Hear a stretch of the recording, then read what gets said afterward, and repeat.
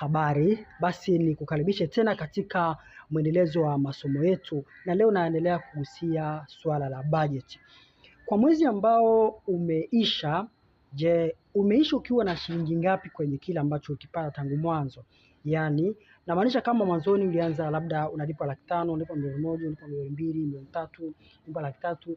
Je, mpaka mwezi unakuja kuisha kwa maana tarehe 31, ni kiasi gani cha fedha ambacho bado ulikuwa umebakiza?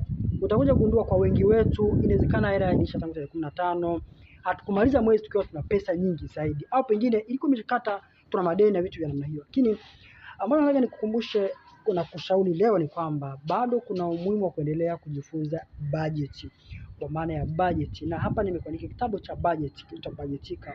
Ni kitabu ambacho kinakuwa kina mwongozo na kinawasaidia wengi katika kupangilia kipato chako. Pangilia kipato chako, dhibiti matumizi, lakini pia fikia uhuru wa kifedha.